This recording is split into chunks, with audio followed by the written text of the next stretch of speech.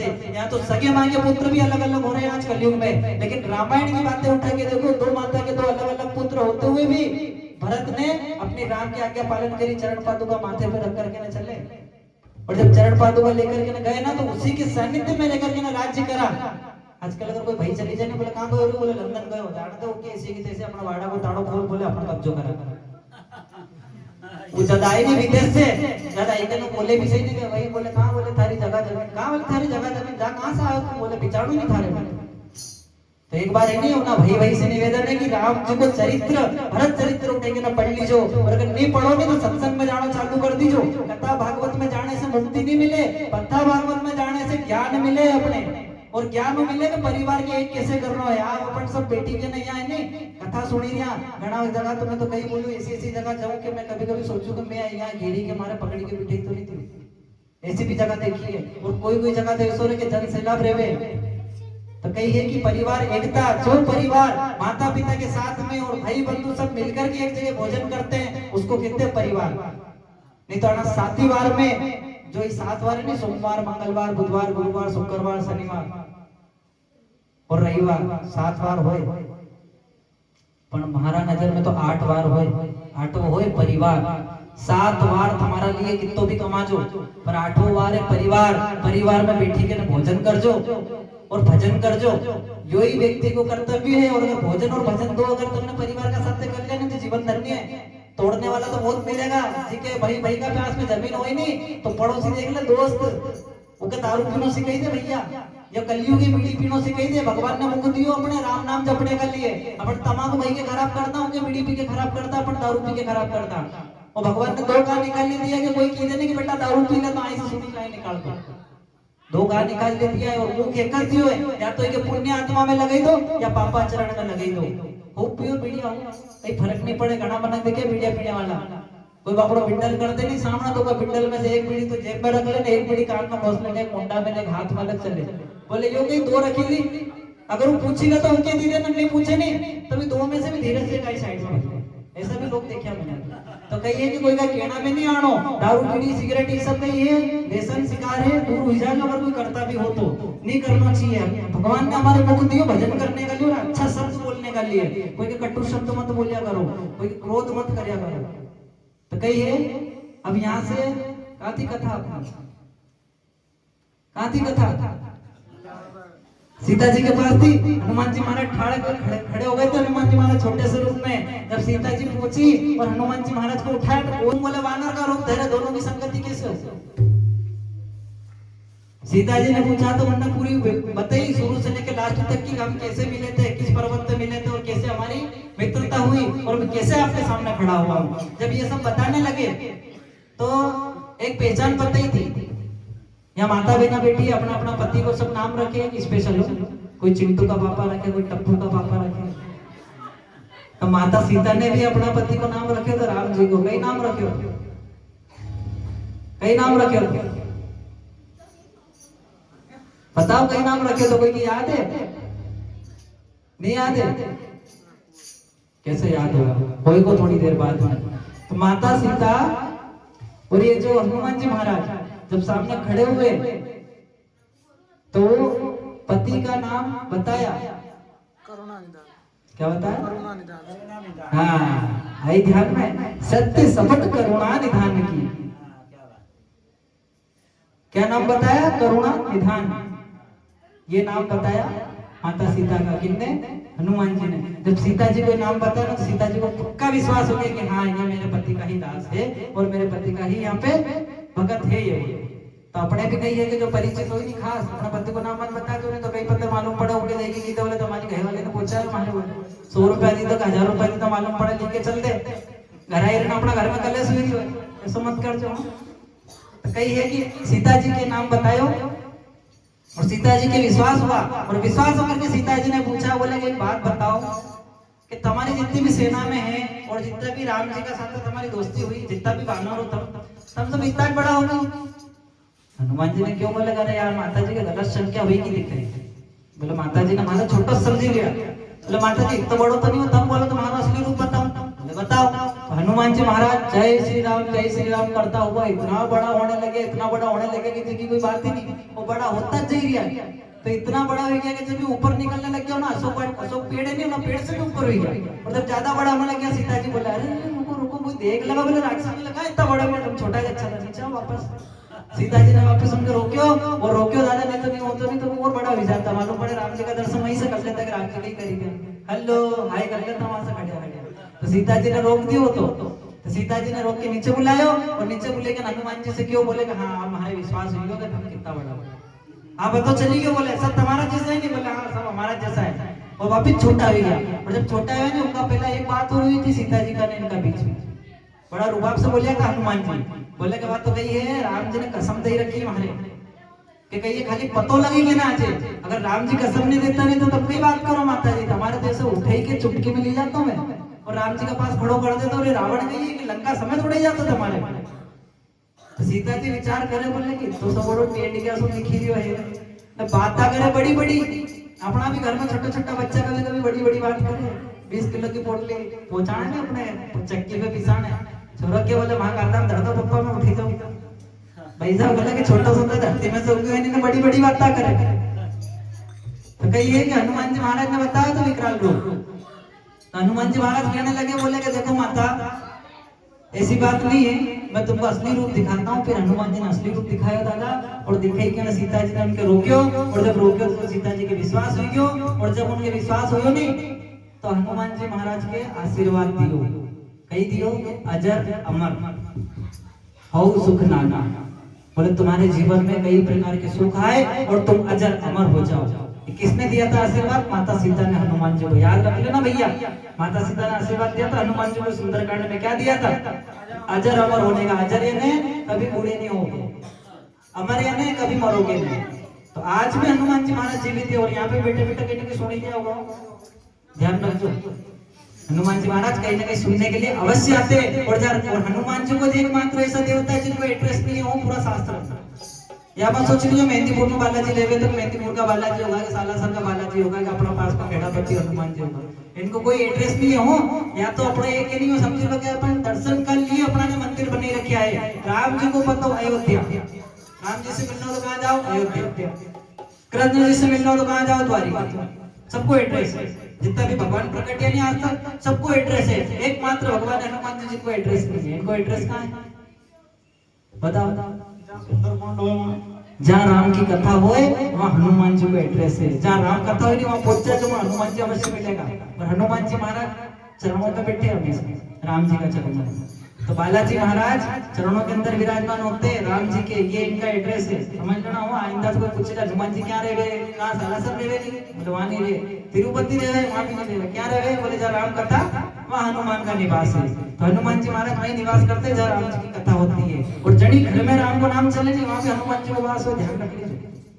क्योंकि हनुमान जी को कार्य है आई समय बात पहुंचाने का, क्योंकि राम जी का दूत है। राम जी का कार्य करने के लिए सीता जी को पता लगाने आया था। राम नाम की महिमा है। अब यहाँ से हनुमान जी महाराज सीता जी से अजर अमर होने का आशीर्वाद दिया।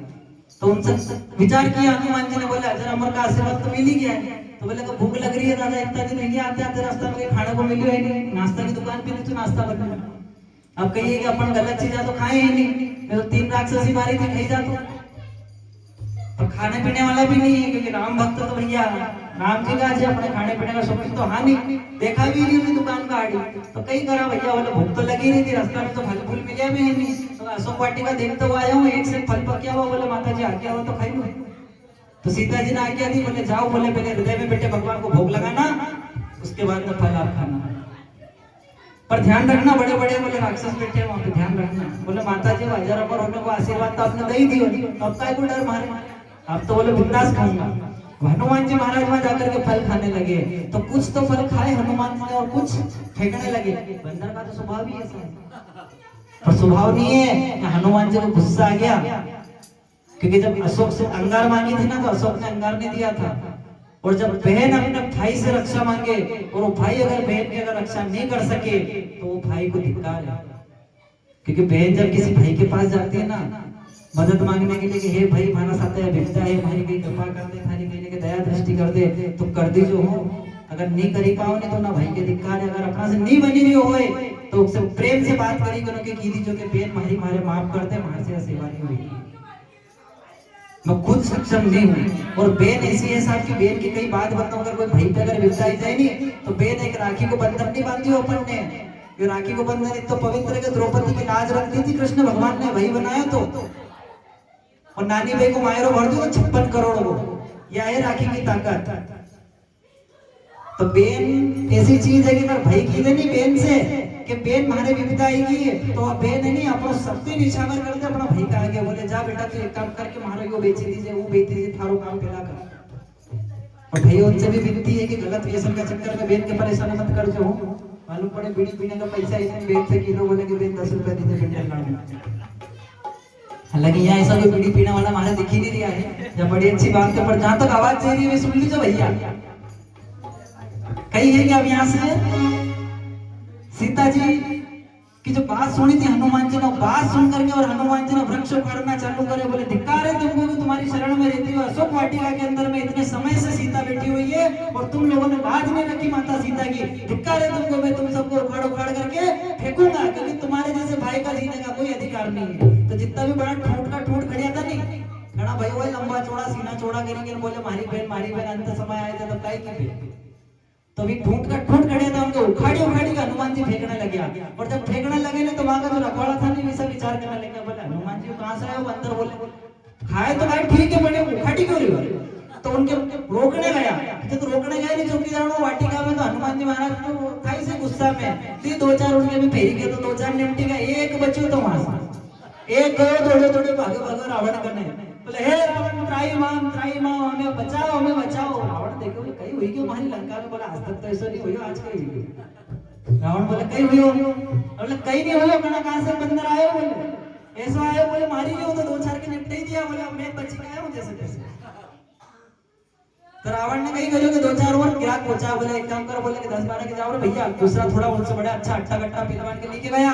तो 2-4 भी गया तब देखिए हनुमान ने बोला आया रे बोला आया बोला उखाड़ियो वृक्ष तो उखाड़ना तो क्योंकि भाई उन्हें ठूठ का ठूठ खड़िया है उनके उखाड़े दियो उनका ऊपर फेंकी गए। बोले जय श्री राम गयो ज्यादा और निपटी गया। अब निपटे नहीं तो उनके और संकोच होने लगे। तो बोले अब भी करो। बोले एक काम करो यार आई लाओ बोले लाया अपना रोम क्षेत्र हनुमान जी ने वहां भी सिद्धि थी कि अपना जो रोम था ना उन बाल उनके खड़े करने की सिद्धि थी उनके पास में। और इतने खतरनाक खड़े करने के सुई के समान हो जाते थे। तो उनको पकड़ा और दिया पुरुष का जैसा कपड़ा धोई के तेरा रगड़ी के नौका रोआ निकली जाए ऐसो कर दियो उनके। और रगड़ी के ऐसो कर दियो उनके कि बिल्कुल काला मुंडा का था भी राक्षसों का सब गोरा चिट्टा मुंडा कर दिया अंग्रेज जैसा। अब तो उनमें से भी 2-4 बचे हो 2-3 बच्चे ज्यादा नहीं बचे अभी 2-3 गए रावण कने। ए रावण देवता त्राई माम रावण बोला अब कहीं हुई क्यों? बोले तम कहां से आए? तम हमारा देश का तो एक नहीं। तम बोले हमारा देश का सब काला है तम गोरा कहां से आया?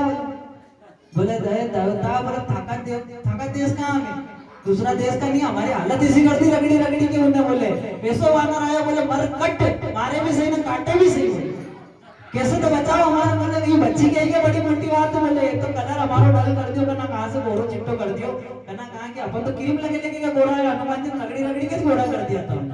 रावण भी पहचान में भूली गयो। तो रावण ने क्यों? बोले एक काम करो बोले अक्षय कुमार को पहुंचाओ क्योंकि अक्षय कुमार का सही कोई नहीं कर सकता। अक्षय कुमार को पहुंचाया। बोले जाओ अक्षय कुमार। अब अक्षय कुमार कहीं जाने हनुमान जी महाराज ने ही अक्षय कुमार 2 गुरुकुल में पढ़ता था। ओ भैया कारपेट वाला सुन लीजिए गुरुकुल में कहाँ पढ़ता था? गुरुकुल में। हाँ तो गुरुकुल में पढ़ता था कौन? हनुमान जी ने ही अक्षय कुमार इसी में ही पढ़ता था। तो जब हनुमान जी की शक्ति देखी थी वो बचपन वाली तो अक्षय कुमार का मालूम पड़ेगी थी। और जहाँ याद रख लेना जिस दुश्मन से हमारे मन के अंदर में भय रहता है ना वो दुश्मन हमारे ऊपर विजय प्राप्त कर लेता है।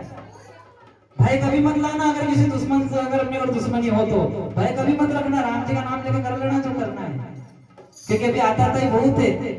और अभी तो हमारे विश्व युद्ध की तैयारी चल रही है भैया बहुत बड़ा षड्यंत्र चल रहा है अंदर याद रख लेना। सब लोग से विनती है जितने भी यहाँ बैठे और जहां तक भी आवाज जा रही है तलवार के ऊपर में धार करवा के रख लेना और घर के ऊपर में भगवा झंडा लगा लेना और डंडा मजबूत रखना मारने के काम आएगा।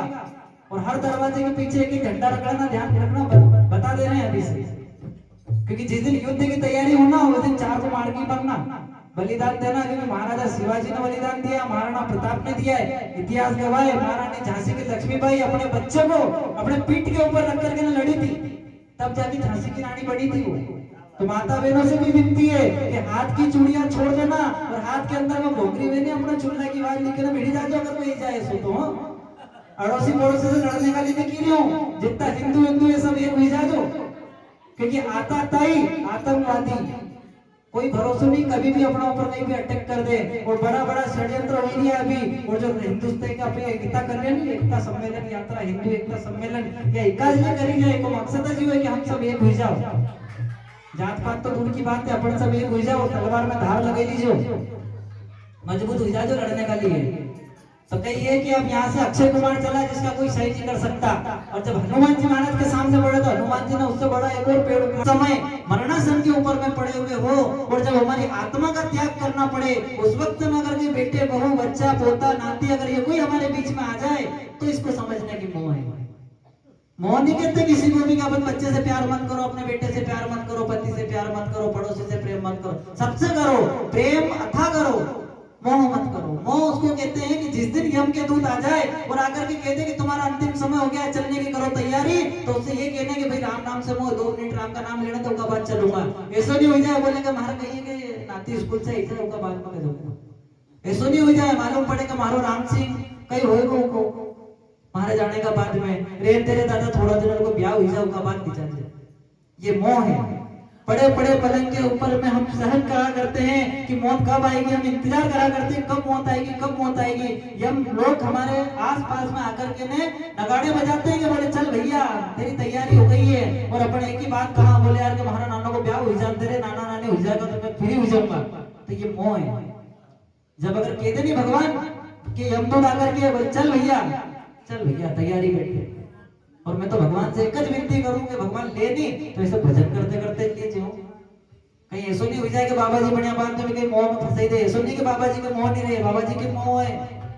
हाँ, या मोह की कथा सुनाई थी अब हमारे बिल्ली वाली, लंगोटी को मोह हो गया तो बोले हमारे लंगोटी में छेद हो जाएगा, बोले कहीं करो तो बोले बिल्ली बांध ली थी, या कथा थी वह बिल्ली वाली। तो मोह कभी नहीं करना, यो है मोह। बच्चा बच्चे से खूब प्रेम करो, आनंद से रहो, अपना भाई से माता पिता सबसे प्रेम करो, बस यह समझ जो अपनी जितनी प्रिय वस्तु है वो के हम एक सेकंड में त्याग कर दा, वो के बोले मोह। मैं तो घना मना कहवे के मारे आज 11 को बरात है, कहीं के मारे 11 को फरियाले, इनमें भी मोह है हो। 11 को फरियाले बोले के कहीं नहीं खाएगा, बोले चिंटू का पप्पा आज है नहीं मैं नहीं गेहूं की रोटी नहीं खाऊंगा। फरियाल तो खाएगी के, हाँ फरियाल खाऊंगा के। कहीं बोले एक काम कर जो, बोले इंदौर जाओ ना तुम्हारे लिए 1 किलो साबूदाना ले आ जाओ, 1 किलो ले आ जाओ आलू, 1 किलो ले आ जाओ राजगरा को आटो है ने, आधा किलो ले आ जाओ सेंधो नमक, सब लेके ना हमारे बहन दीजो 1 किलो ले आ जाओ। कहीं के मैंने चीकू ने अंगूर ने सब किलो किलो खाने ले आ जाओ हमारे हो। अब घर का अंदर में अपना सजाई के ने बेटा ना करा 1 किलो आलू ने चुकंदर ने सब बेटी ने अपना फरियाल बनायो 11 से के, तो 11 को फरियाल बनाया ना, फरियाल बना के और सब तैयारी की थी। अगर चिंटू आई हो देखने का लिए बोले ओ अदरा ठप्पा, बोले 11 को मैं भी करूंगा मम्मी का, अगली 11 को मैं भी उपवास रहूंगा। चिंटू का पापा कहे बोले ठीक है 11 वाला देखा तो हमारी 11 निकली रही है, खाने तो ठीक ही जाओ भूख मारे लगी रही है, 11 दमना तो पेट भर लियो, पर अब चिंटू का पापा कहीं खावे अपना सुबह से लड़की जाना साथ आया तो सामान लेके आया, चिंटू का पप्पा जाने रहा टिफिन नहीं मिलो, घरवाली में कैसी हुई थी अपना साथ। तो कहीं यो भी मोह है। तो 11 का दिन अगर उपवास भी करो ना, तो व्रत की परिभाषा यह है कि जो भी एकादशी को या कोई भी समय को उपवास करो, तो उपवास का मतलब ये है कि उपवास वाले दिन बीड़ी नहीं पियागा, तम्बाकू नहीं खावागा, कोई व्यसन नहीं करागा, चुगली नहीं करागा, कोई की बातचीत आई कि वही नहीं करागा, हम घर का अंदर में प्रेम से रहना। उपवास, उपवास को मतलब जो है कि हम भगवान का चरण में वास कर ला, क्यों बोले उपवास। तो ये व्रत की परिभाषा दिया है। अपने कही है कि ऐसा नहीं गेहूं की रोटी छोड़ी के ना बढ़िया आलू की सब्जी बने ना राजगिरा की पूड़िया तली के ना खाई रिया, भजिया बने दिया फर्स्ट क्लास, राजगिरा का आटा का ना कही रहा करण करण चबई रहा ना, हाथ में चाय की बाट के बोले के फरियाली के तो के पेट भरी भरी के दाल पी के खाए। और अपन कहा कि हमारे 11 को उपवास है, तो ये हो गई 11 को उपवास नहीं लगे हो जी, हाथ जोड़ी के विनती अगले चक्कर अगर उपवास करो नहीं तो भगवान का भजन कर जो, चुगली मत कर जो, और बढ़िया आनंद से रही जो घर में, क्रोध मत कर जो, उन दिन लोभ भी मत कर जो। कोई अगर आई के ने की देनी, और ध्यान रख जो 11 का दिन साड़ी बेचने वाला जाता है। बताइए तुम्हारा साथ बीती हुई है, मैंने साड़ी बेची रखी हूँ। हाँ मैं कहीं करता हूँ नहीं ना, दिन जाता हूँ दिन भूखो रहता, मालूम है कि मेरी कई बहनों ने उपास में जाता तो वो लगा ये साड़ी बिकी जाएगी, घर वाला कितना बोले उपास है के साड़ी दी दोगे तुम्हारा उपास लगी जाएगा, आधो भर लगी जाएगा, और घर वाला ही जाता बात मैंने खरीद देता। तो कहीं 11 का दिन साड़ी बेचने वाला जाता है, तो उन दिन साड़ी वालों का भाव नहीं कर रहे, नहीं तो अपने भी क्रोध कर ला, लाकड़ा नहीं करे तो कल डांट पड़ती है। तो सोचो परमात्मा ने हमको किस लिए भेजा था, भजन करने के लिए भेजा था, और हम यहाँ बैठे बैठे माया जप रहे हैं। मैं तो फंस गई रे मकड़ी का जाड़ा में, नहीं फेरू रामधारी माला में। कही है कि अपने नहीं माला फेरने को भी मैं बताई दूंगा टेक्निक कैसे करे हो, कि माला कैसे फेरी जाए, कैसे 108 मन का की माला के दिन भर में कितनी माला फेर लो अपन, खूब नाम जब हो जाए अगर प्रेम से करो तो, और घर में जो भोजन पकाए नहीं वो भी प्रसाद बनी जाए। तो भगवान ने हमको भेजा था भजन करने के लिए, लेकिन हम क्या करने लगे, जतन, भजन भूल गए, जतन करने लग गए हम। सुबह से उठो जब से छोरा छोरी की फीस भरनी है, घर वाली को साड़ी लानी है, कहीं करा बेटी को ब्याह करना है, बेटा को ब्याह करना है, काम पे जाना है, सेठ कहीं मालूम कहीं केगा, धंधा में व्यापार कैसो चलेगा, ये सब चिंता हुई, अपने जतन होने लग गए हमारे साथ में। अगर भजन करते ना तो जतन करने की जरूरत नहीं पड़ती। कहते हैं कि सुख में सुमिरन सब करे, दुख में न करे कोई, जो सुख में सुमिरन करे तो दुख काहे को।